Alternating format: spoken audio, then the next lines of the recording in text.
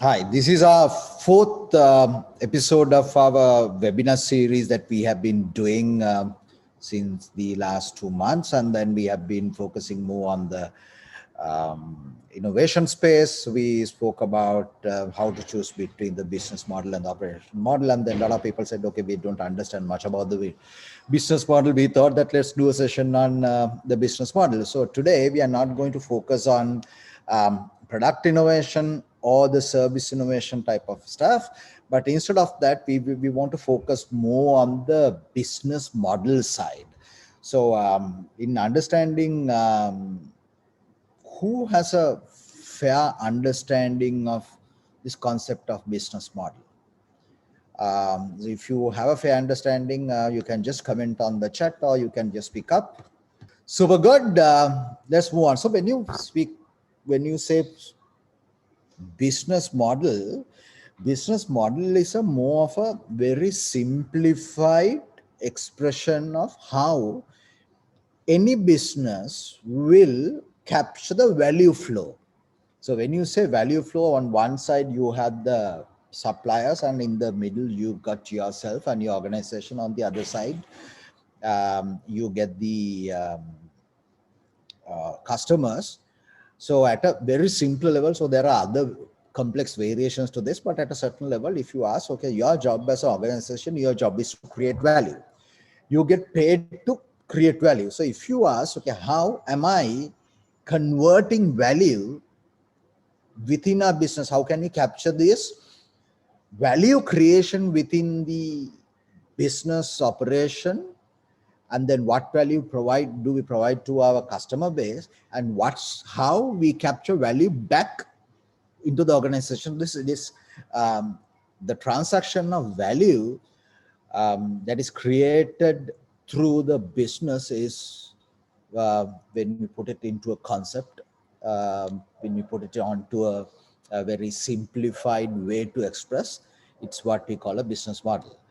So in understanding this, this particular concept of business model had been there for some time, but fortunately about 11 years ago, there's one of the most respected modern day management thinkers came out with a more of a robust definition of what a business model is and how to capture elements of within a business model onto a canvas, which is called the business model canvas. And if you really want to understand, so we are using business model canvas extensively, so that if you go to if you are very keen, if you go to if you need to understand what a business model is, read this book, The Gold Standard of Understanding, Communicating and Using um, um, this particular canvas. So it's a gold standard, and then it's accepted worldwide. It is considered as much more relevant and much more contemporary and easy to understand, easy to play around.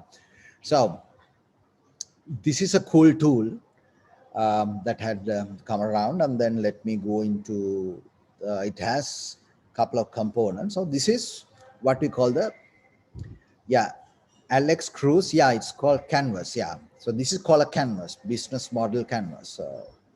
Let me type it.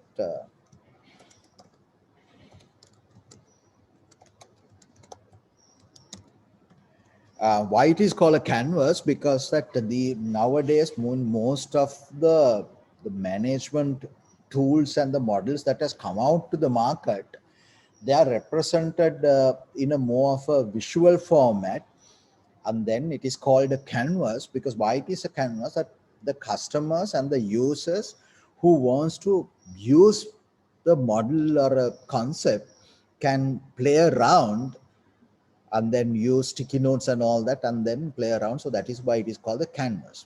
So there are many canvases. So this is one of the more popular canvases when it comes to business model, and this is considered as the gold standard. So if you really see, uh, now this is value proposition is the heart of the business model canvas. So you got to articulate, okay, this is the value that we propose to a customer, and because that we understand what their needs are, but yet again the needs have to be met by we providing value.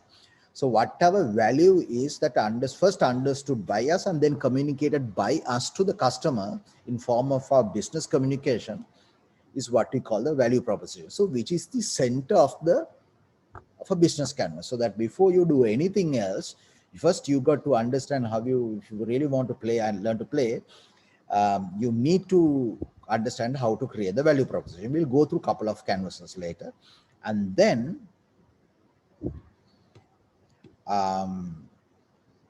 we got to work on the rest of it. This is your go-to-market strategy. So this is your go-to-market strategy. So this is how you go, and then this is how you reach out to the market. So you have who are the customer segments that we are serving, and how do we build the relation. We will go into each of these things later. Then what are the channels? That means how, on what form that we connect with our customers, how we do that, and then we identify those things drastically. And then when we do the innovation part, we can play around with some of these options. And then this is your supply side. So so we have key partners, that is whom we partner with, our particularly the supply chain side, or else if there are any other partners that who are key people on this whole thing, and then key activities that we do in order to create the value, and then what are the key resources that we do. So in the same time, this is what we call the financial exchange part. Okay, yeah, this is how we these are the cost elements, and these are the revenue streams. So then ultimately all this got to match.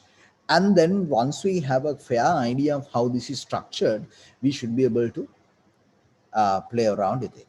So value proposition is what we wanted to discuss over here. So that value proposition is that you can, okay, this is how you propose value. So there are a lot of ways to create value. So that may be about, some people will say, okay, we are providing something new. Okay, no, we are providing you the performance. It's not about anything new, but it's the same thing, but now we are better. Or else that we will provide you customer solution. Now, these are some of the ways that you can communicate to your customers. Okay, look, this is something unique that we provide to you. You have a problem, because any business, the reason for any business to exit is that in this world there are larger level problems to be solved. If those problems are solved profitably, then you have a for-profit business. Or else that you can solve the problem more in a non-profit way, so then you have a non-profit. But it again, even for a non-profit, this concept could be applied, but there are certain tricks. So what is your value proposition? This is the middle of the core of the whole context. So we discuss about value proposition, then we move on to let's understand what the customer segment means. So this is how we reach out to the customers. So we understand, look, these are the profitable customer pockets that we want to do. It could be done in a way, so okay, we can say the segments could be defined by some of the we can see. I don't have to explain everything. So it is all about how we see this particular thing got to be very clear to you first, and then to your marketing communication team. So we are not trying to solve everybody's problem. We got to identify, okay, look, these are the real target market that you're going behind. Or else that you can, so this is where we'll say that these are some of the traditional demographies, or else that you can get into say, okay, look, that means we do want to do, so we want to make sure that we have these type of elements coming in. So it's all about understanding who our customers are.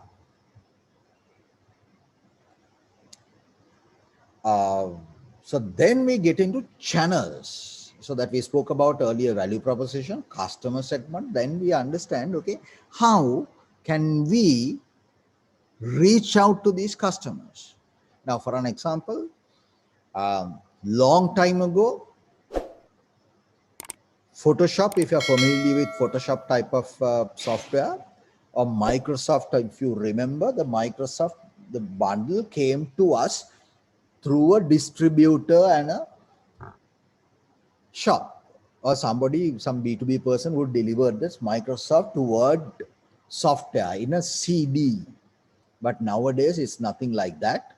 Now their channel is purely internet based. You download the software. Now, when it comes to our taxi issues, earlier our channel was that, okay, the taxi provider could reach us via the mobile phone or the land phone, but now through an app. So the channels is how you establish your key contact with the client. So some people would have hybrid. Now, for an example, some people will say nowadays, well, all this time before the pandemic, we were more person to person, but now we want to make sure that it is very much tech based. For an example, banks, that's why if you go to a bank, if you remember those days you walk into the bank and that is you can see everybody. Now the front face of the bank is full of ATMs. What they say is, for God's sake, don't come to us unless that you have a real need. So they have this, everything is provided, so that that's a more like the channel that we are specifying. So it is all about whether you want to go directly, whether you want to partner.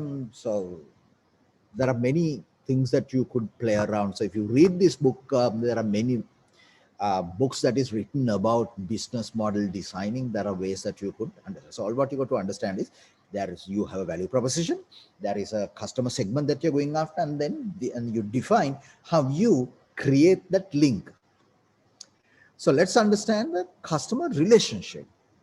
So the customer relationship is that with these customers, what sort of relationship that you want to maintain. So it is all about whether you need to give a very personalized service, or else that the self-service, automated communication. Now, for an example, if you go to some of the, if you take the bank, if you go to some of the more modern banks, this is what you should see, that they are all the entire customer facing, they are pushing us a lot of the digital channels, and then so that through the digital channels, so that everything is all about, it's all about self-serving. Okay, we are not going to do anything, our user experience will be something, so they don't need to come to us. Now if you look at Uber does not give us even a mobile phone to call. So purely that they don't want that sort of relationship. So what they say is that we have a robust system and a technology to assist you.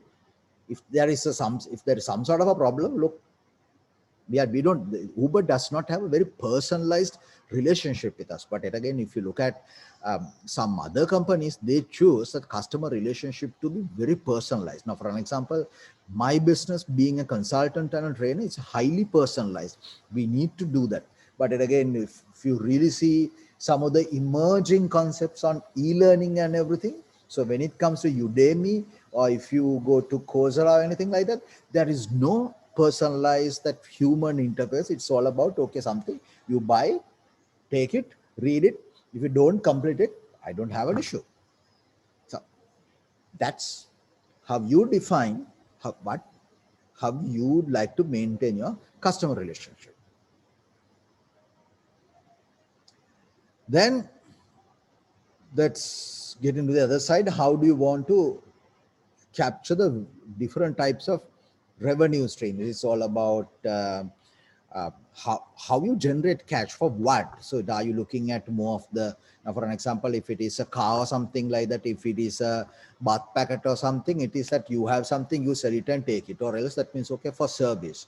Or else some people will say, now if you look at a fancy restaurant, we will say that in the restaurant, a soda bottle, if I get it from Manju stores down the lane, it is 60 rupees. If I go to a fancy restaurant, I order a soda, so it would be about 300 rupees. Now for them, it is all about that, okay, look, that means we are providing you for the total experience part.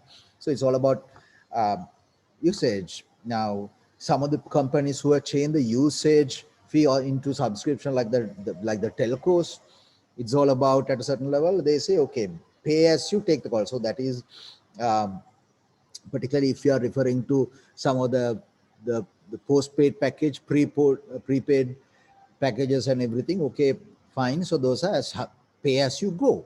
But on the other hand, now there are some of the things that we heard recently for telcos, provide unlimited data, flat fee, done. So when it comes to subscription, people are changing some of the consumer items into subscription. Now, classic example would be one of the Sri Lanka. We had this sensation few about a couple of years ago. One of the Sri Lankans living in uh, Canada, he started something called sneaker box. Sneaker boxes, because he thought that because there are a lot of youngsters who would love to wear the new age sneakers as they coming in. So he created something called sneaker box, so that every month, every 3 months, depending on it, you are delivered a box, so that in the box you get something. But only thing is that you got to subscribe for a continuous time. It's not a one-time thing. Or else, there are many ways that you can relook at how you want to do it. It's all about at a certain level you could go if you want to go to fixed pricing or time. So there are many options. So why I'm explaining this is that we need to understand and connect. Um, it's not about just looking at our business in random way, but if you are rethinking about how your business model should be, there are many aspects to that you got to learn about. So now, okay, before I go to the supply side, how your delivery part of it. Um, um, so let's understand. Okay, for you to do this, you got to employ key resources. So what are the key resources? Your physical buildings or your um, intellectual capacity, human capacity? What are the key resources that you might bring in? Now, for an example, if you look at a hotel chain like we'll say Jetwing for an example, or we'll say Itcan Spence Hotels for an example, uh, Serendip Hotels for an example, the key resources would be the physical hotels. But on the other hand, if you look at Airbnb, or else that some of these new emerging brands like Ozo, or else that if you have seen some of these people, if you're spotting trends in Colombo, there are a smaller hotel chain called Solid. They are that local CD Airbnb, so that they don't understand, they don't own any of the properties, but it again, they have relationships with people who has this thing, they provide the brand. So go around. So these are it is one of the most fascinating low end business model innovation I have seen. It's called the Solid Hotels. You see it everywhere. uh, Key activities. Now, key activities is using these key resources. What are you doing? So, in order to do this, what do we got to do? Now, for an example, my business, one of the key activities is that as we are pretty much largely dependent on um, face-to-face delivery at that time, so it is all about uh, uh, intervention, design, development, and delivery. So this is yours to do. But now the one of the, if we are moving into, as we are moving into more of the digital space, we our should be okay. Look, our key resources would be our e-learning platform, and the key activity should be creating e-learning content. So things can change based on the way that we want to operate. So these are some of the key activities. There are many. So so these are examples about how to see this. So that you have your key resources, and then using those key resources that you deliver certain key activities. But you can't do this alone. You've got to rely on some of the partners. Now, so that is where particularly depends on if you have a strategic alliance. And I remember some time ago, prior to the COVID era, we used to go for that. I never in my business, we had Wild Drift, and then we did it under 361 as well. We did outward bound training. Now we're shifting back to Wild Drift business. We are bringing in that brand. We never had, so when it comes to key resources, we never employed in our own location. So our key resources were more like the intellectual property that we had and the trainers. But whereas there were other service providers in the market, OBT service provider, they have their own location. So, but for us, as we did not have the own location, some of the locations that we partnered, we wanted to make sure that those are leveraged partnerships, so that where we can go to a location. We'll say Belihulla, we had a location, so they were a partner, so we had a relationship, and for that we had preferred pricing.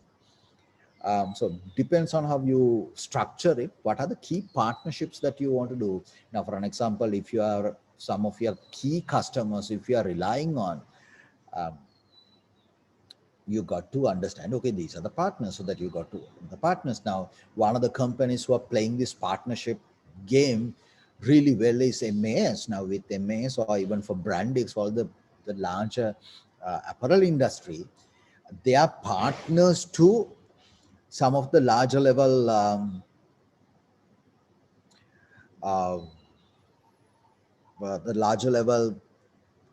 the buying houses or the brands, and they partner with the brands. They do the co-development and all that for brand like Levi's or Nike, MAS or Brandix. It's a key partner who's delivering beyond the stitching and being a tailor shop. They're providing other things like we'll say proper labor standards. So the supply chain is eco-certified and all that. So that is part of when those people leverage key partnerships, and some of the companies in Sri Lanka can benefit on key partnerships. So that we got to understand this whole thing.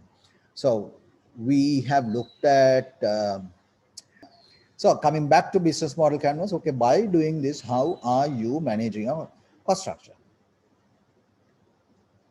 So what are the dominant cost structures that will influence your financial capacity, and then how to do it?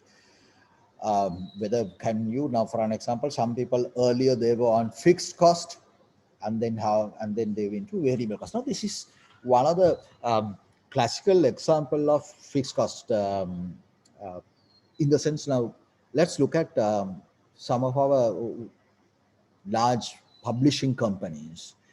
Now what they do is that when they want to buy ink, they buy in bulk.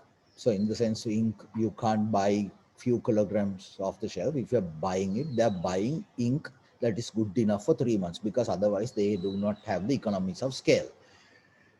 But so that is more of a, yes, variable, but it again fixed for a longer period of time.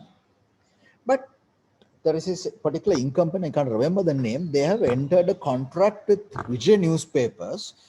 So Vijay Newspapers do not pay that bulk.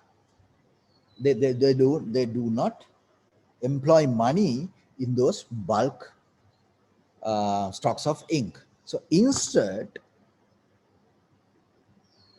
the ink supplier maintains a bonded warehouse with Vijaya, and then the systems are in place, so they pay per print,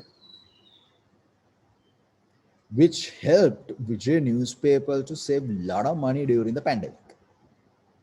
So now this is where, if you look at how they have played with the business model, it was more of a, I should say, long term. We'll say about 3 months fixed cost, bulk cost to pay per use. So these are some of the ways that you got to do this. And even some of the airline companies, now there are a lot of airline companies, they are not buying airlines, but instead they're leasing out airlines. Why? Because of the variable cost for then they have the more flexibility in understanding what the configurations are, and the fleet is much more up to date. And in the same game, they are looking at even the Boeing. Some of the aircraft engines are not part of the fixed cost to the airline.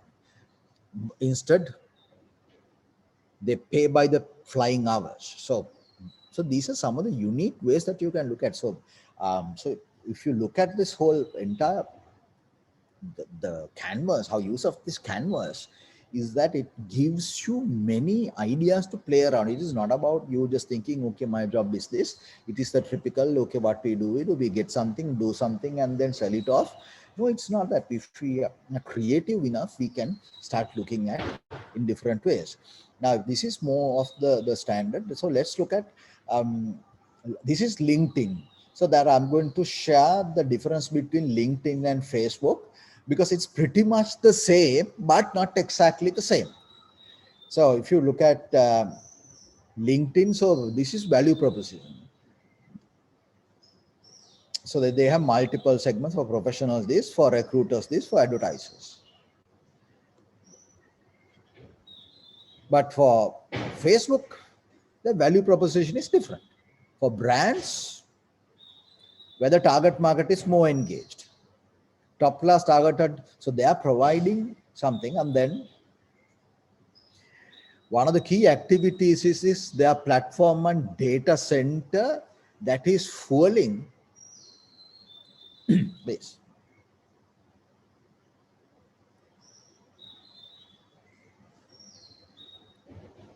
So their cost structure is very different. So that, but on the other hand, if you look at LinkedIn, they do this, but yet again, they are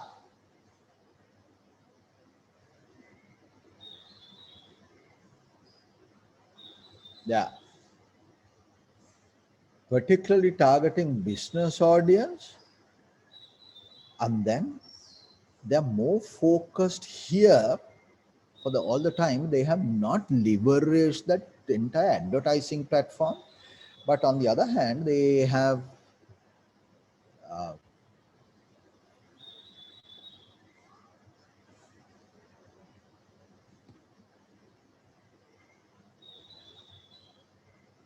so that the key activities on one side, they got to do that, and then for that they targeted on these areas: premium accounts, hiring solutions, or recruiting.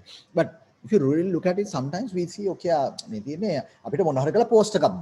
So we put up some sort of a post. Okay, this is now, they have even stories. So things are changing. So that if you really look at, sometimes the product looks the same, but the value proposition is different, and how you have structured some of these components would be different. So what you need to understand is, A, if you are very keen about changing or transforming your business model, I would invite you to put in energy and effort to understand this. And then how can we start playing with it? Any questions before I get into the next phase of the discussion? It is all about more the how, what are the options for us to look at some of the ways to innovate in this.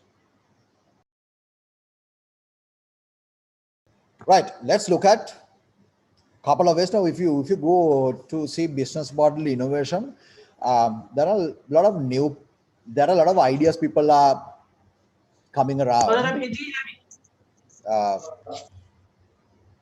Can hear some background noises. So that if you go say how to do the business model innovation, there are popular things like, okay, there is platforms, and the platform means you are a platform.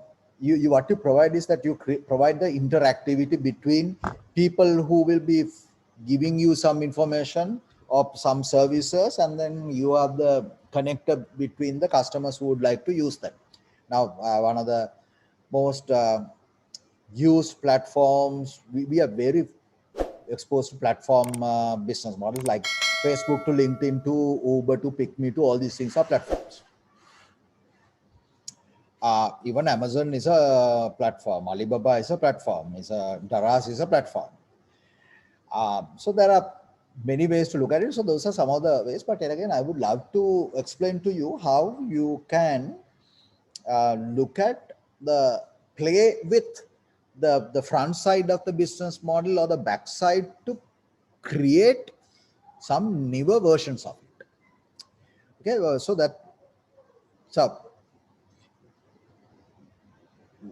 there is a way to do it. Is one of the things that particularly on the front end is what they call the market explorers that you got to do.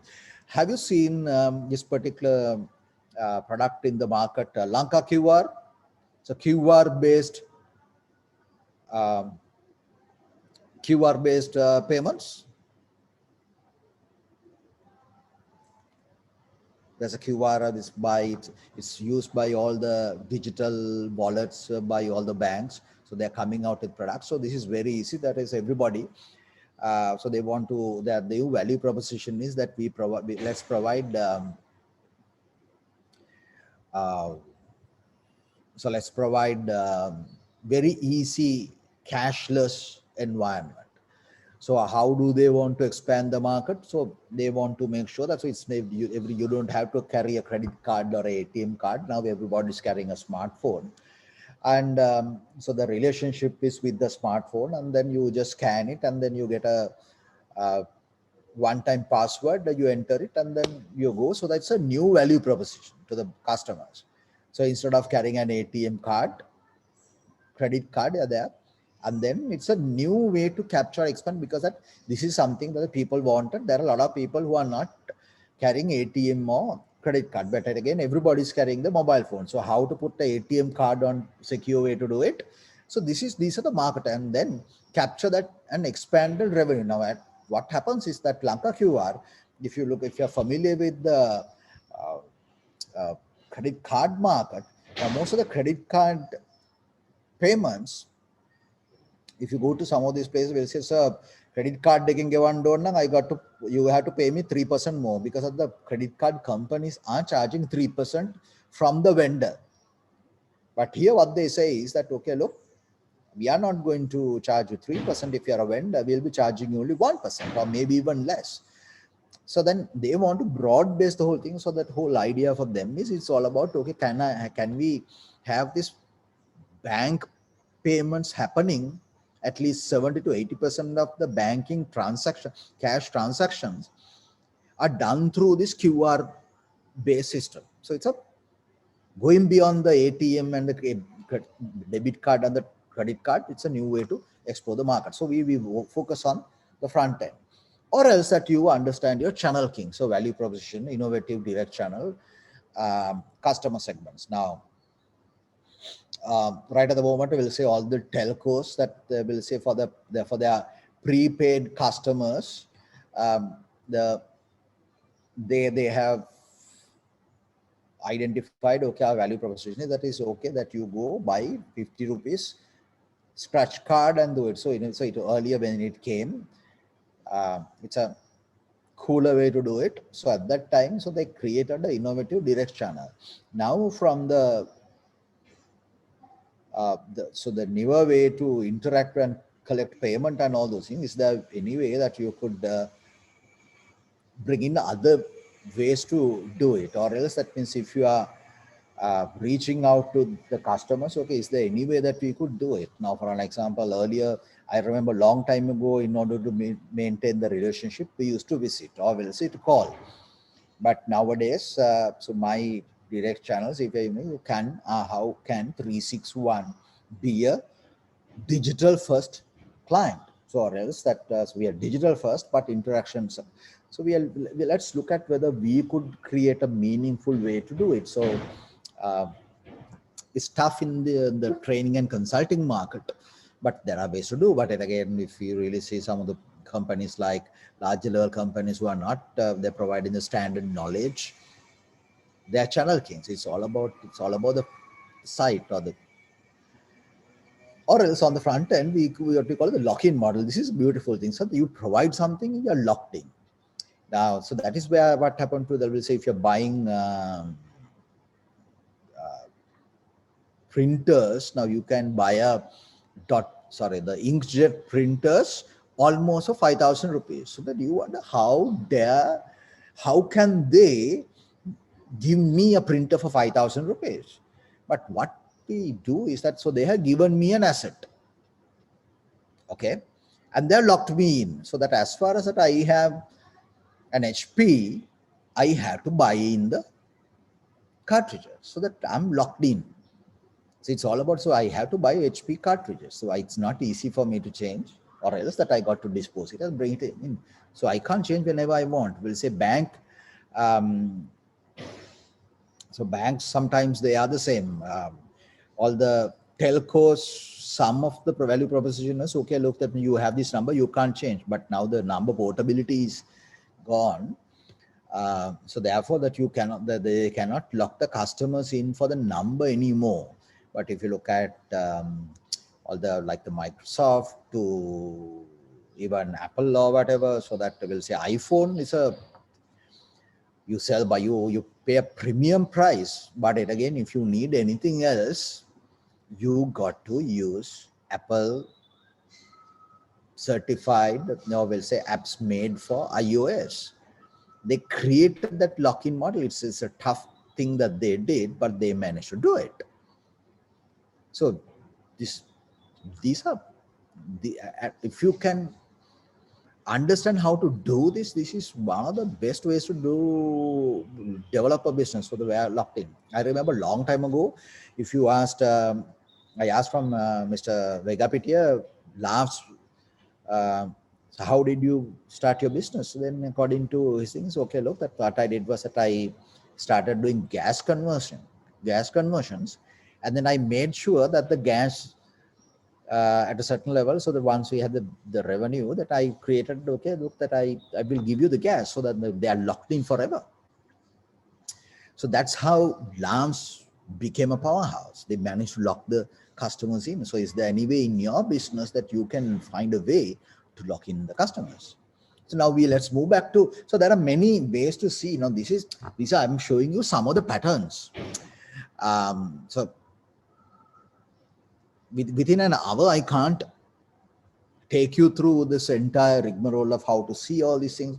But if you really want to, yes, definitely we can do a program for you, or else we can provide a consultancy for you in order to design your business model, or else that we can run a consultative workshop for you to come out with innovative business models by yourself. So we will help you in co-creation. We can provide you with many case studies around the world. We got to understand how we are going to do things. Now, this is something called a resource castle. So that means that where you have a hard to copy resource. Now, this is one of the things that most of the startups are playing along. So they will say, some of the startups, will say, okay, look, that we have an AI engine, we have a machine learning engine, so we have a platform. Now for an example, at a certain level, even PickMe and Uber can keep on dominating the market, because that it's not easy for any other service provider, mobility taxi company to come in and acquire the number of taxis from the market, because it's a chicken and egg thing. So even Uber will say that, okay, if somebody want to compete for Uber and PickMe, they need to capture, will say, I live in Rajagiri, in this area, they need to have taxis that can come to me within a decent time. So I have the expectation, okay, within 10 minutes, I should be able to get a taxi in my area. In order to do that, they got to have the number of taxis. But now the taxis, it's not easy for a newer player to convince some of the three-wheel drivers and the taxi drivers have my app too, because they are saying, okay, mata business in pick me king at the Uber king, otherwise, so therefore I can't go to you. So that at a certain level, it's a hard to copy resource. There's another cooler company that I really love them. I speak about them all the time. So it's a company called Gendo Innovation, so that they have a resource. It's an AI driven system to understand your electric pulses in your body. In Sinhala, we say Nadi Balano. So we'll say that you look at the electric pulses. So reading this, so they have come out with a system. They will read your electric pulses, so in Sinhala Nadi, and then tell you the probability of you getting a heart attack soon. So it's not about whether you have cholesterol, whether you have this or whatever. No, it's not that.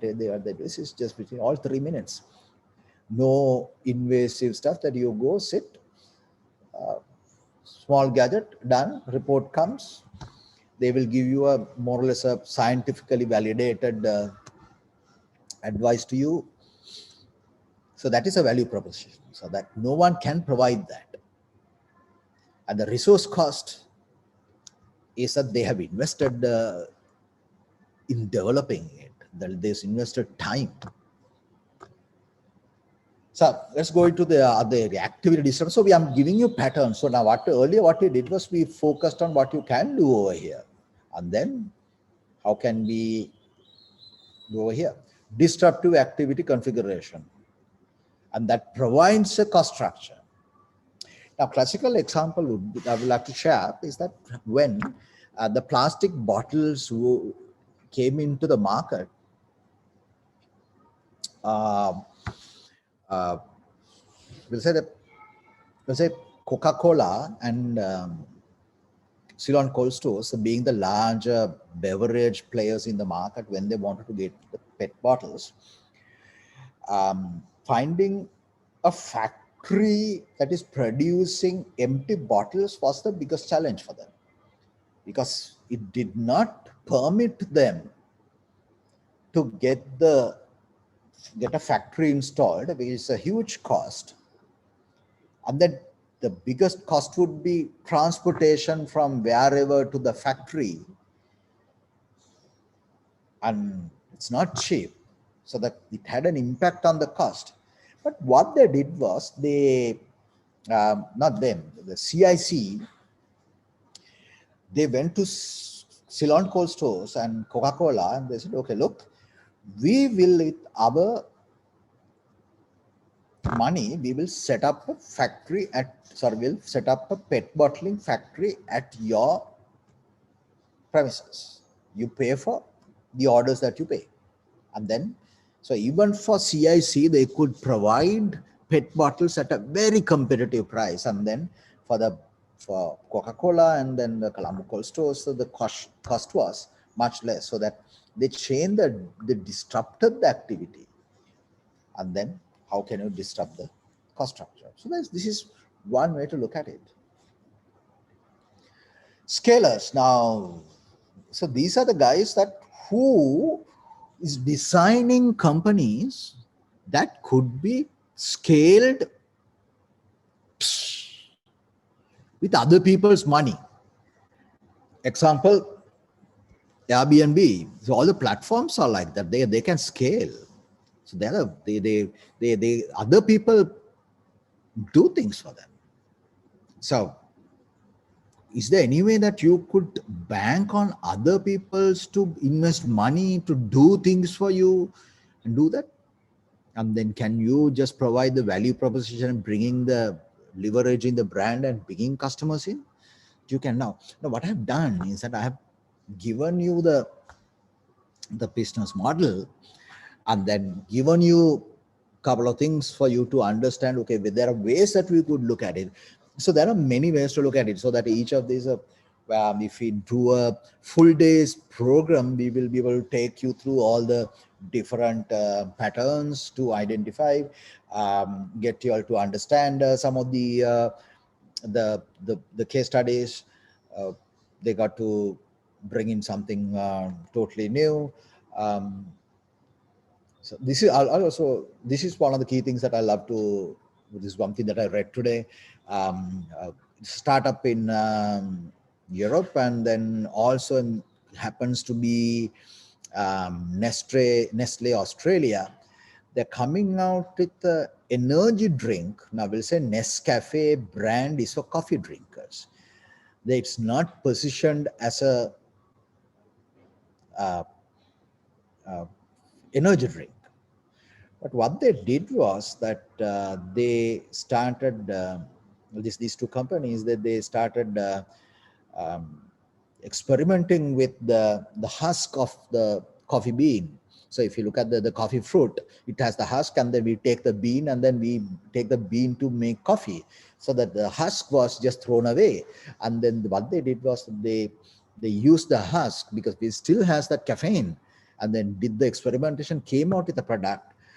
So it's a the repositioning as okay, energy drink made out of upcycled coffee bean. So because that if you had been there last time, we spoke about some of the trends, the being planet positive, the recycling, upcycling, protecting the environment, and all that is a unique thing. So the some of the larger level trends, so understand those trends, and I configure your business in different ways. So this is all what you got to do, is that you got to understand this first. Once you understand this, then connect every company. So you can ask, so what is the difference between uh, Siddha Lepa, who has some herbal soaps and then some oils and whatever, to Spa Ceylon? They both sell Ayurvedic stuff. What's the difference? Right. So that's what I got to do. I'm here to ask any questions. And in the same time, if you think that you need a personal consultation, we can offer you a 30-minute free consultation. If you are really keen about connecting with us, and then if somebody, a lot of people said there are a couple of issues that you got to have. So if you need to check in with me, you can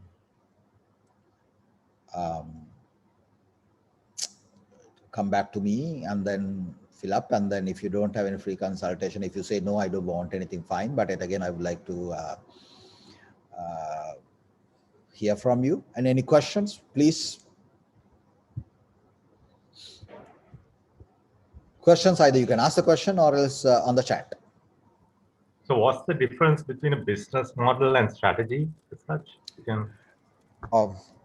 Business model is a larger level representation of how you structure the value capture. So that is from your customer has a need, problem, and then you provide a unique solution.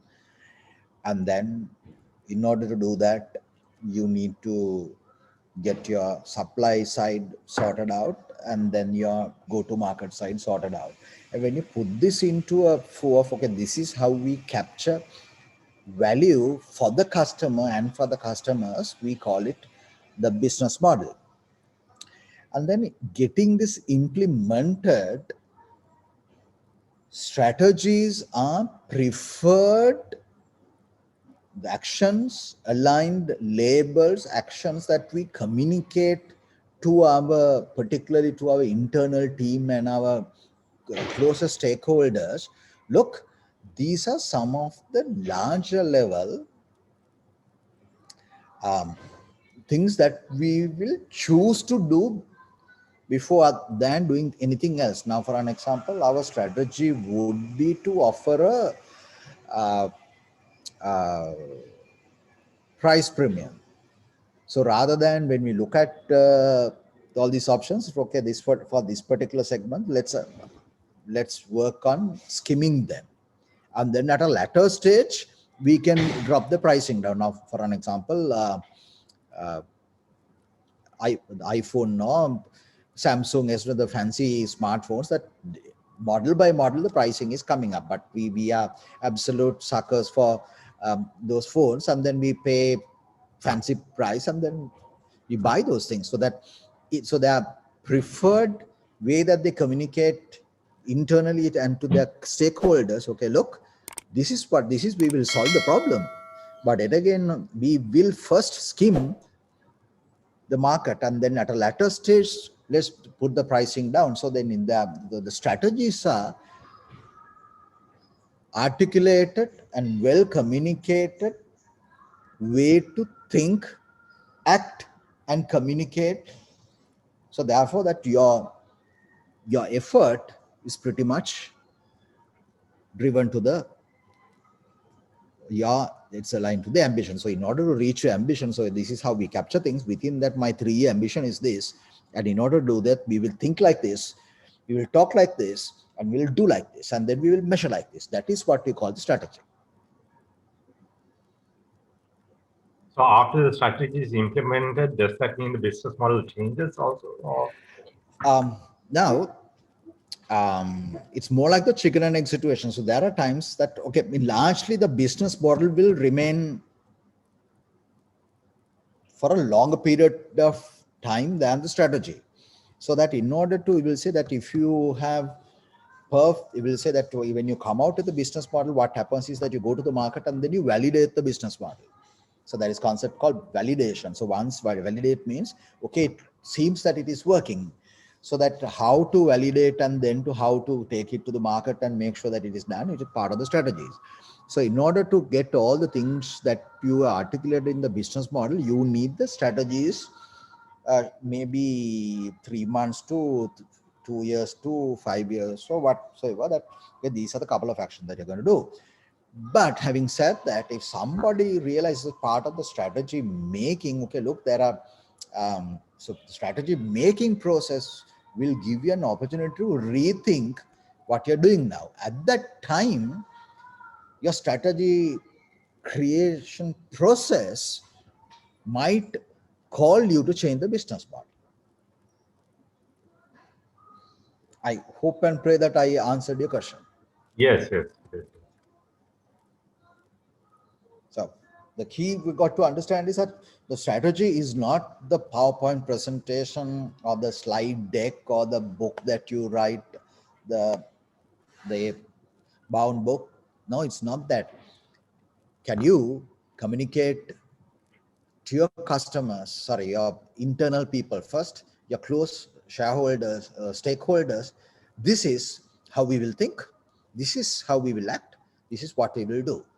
I'll share one of the most beautiful, if you're keen, give me a minute. This is how Elon Musk communicated Tesla strategy to the world. So isn't it the case that, can I ask a question? Is it okay? Pardon? There's a video thing. Shall I wait for the video to finish? No, it's not a video. It's a very, it's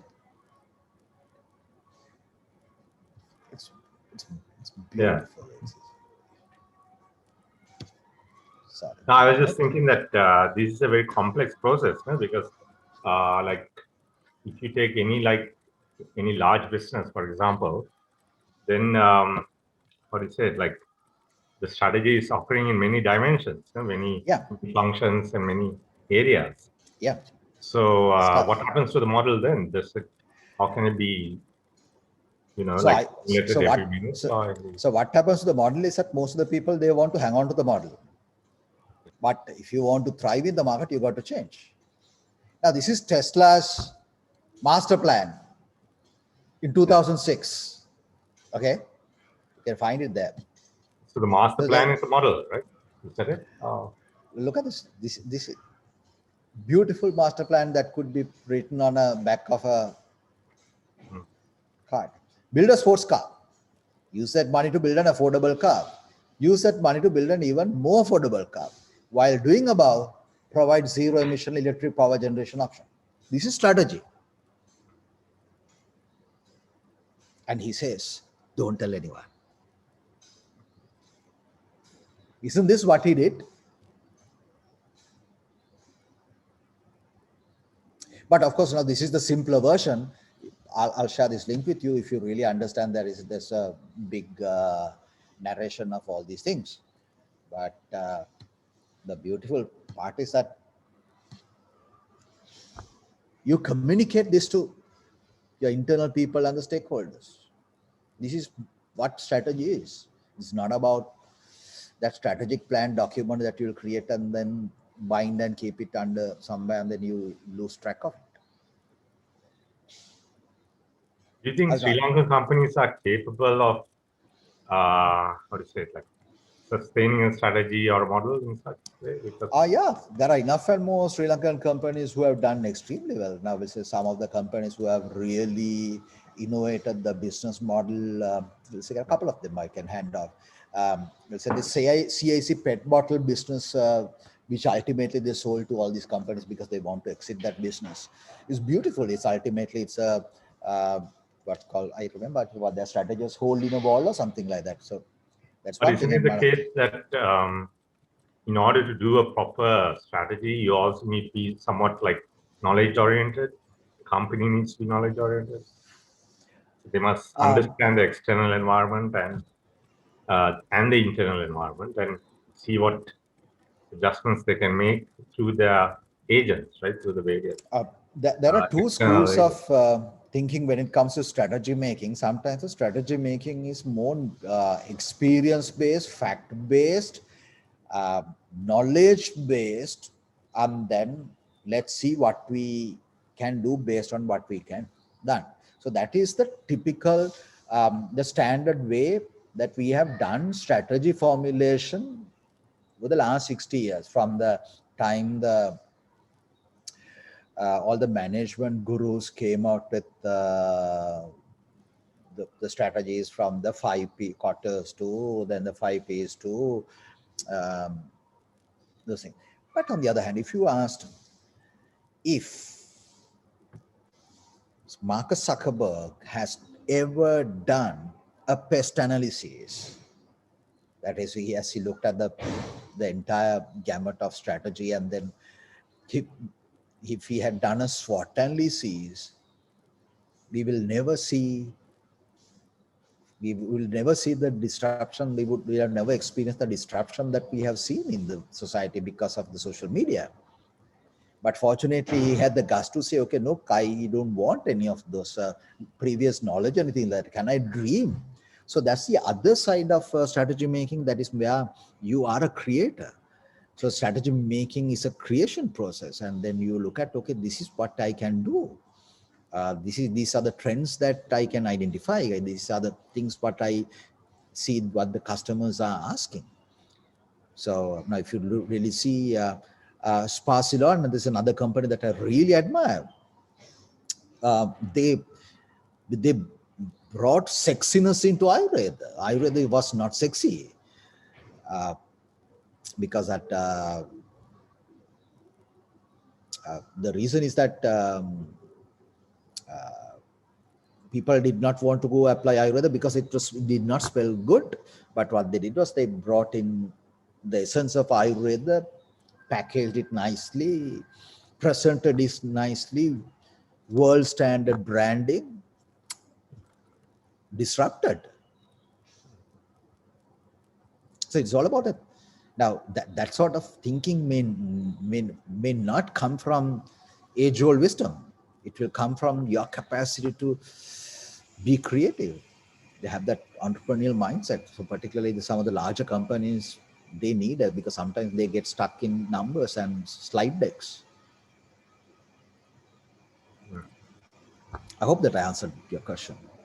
But is that the only requirement? I mean, the only creative process? I mean, you still have to ask the people who interact with the external environment regarding how successful the various operations are, right, with regard to the client and how the business mechanics kind of fit with the client, you know. There are two sides to the story. We'll say that if you are the entrepreneur, if you're the strategy maker, do not rely on your imagination. Leverage your team, your ecosystem to think for you, crowdsource it. And then the other hand is that even if you come out with the most beautiful strategy document that you've ever done, you will never be able to say it's going to work. So any future strategy, particularly with the disrupted world that we are living in, nothing is guaranteed. Nothing is guaranteed because it's a disrupted world, so that the dynamics have changed. So like what happened to the post-COVID scenario, it's a different game altogether. The rate of disruption or the scale of disruption, the intensity of the disruption is much higher than what it was way back in 70s, 80s, and 60s when most of the management thinking was created. But things have changed so much, and it's time for me to, I believe, Kotter may not be relevant anymore. SWOT analysis may not be relevant anymore. How best that we could leverage some of the contemporary thinking. So if you read, have you heard of Gary Hamel? No. So I'm just typing it. Gary Hamel is, he has a couple of articles, just look up on, and I believe his latest book is called Humanocracy.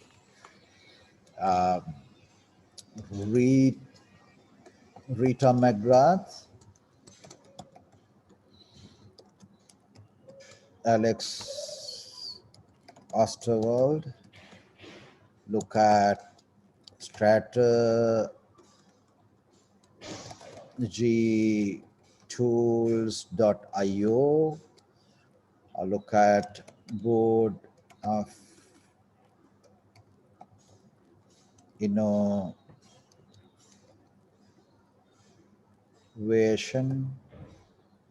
I think it's boardofinnovation.com. Shamim, can you check again? I'm not too sure whether it's .com or .I, Board of Innovation. Read from Eric Rice. This is Lean Startup. Alexander Osterwald has a book called Invincible Company. There's another book called I can't remember the name, Dual Transformation. So these are very valuable insights. Okay, so I will take one more question and then we can call it a day. So what about the COVID-19, like the new environment that is created online, the distance learning? How would that help us in the strategy process? Would that curtail our strategy process, or would that be beneficial? Right. Before I say that, we would be having our next session. I'll answer your call, Priyat. We will be doing a session on 29th of April on design thinking for innovation. So we will talk about the basic design thinking option, and then we will. Shamim, can you share the registration link as well if you guys are keen? Please do so. What was your question again, Priyat?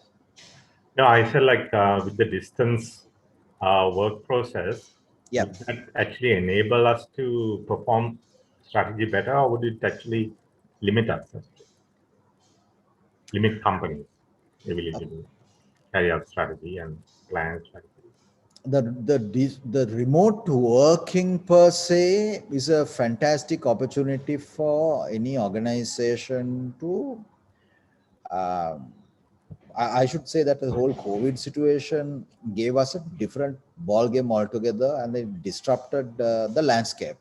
So with that disrupted landscape, there are loads of opportunities that are coming in.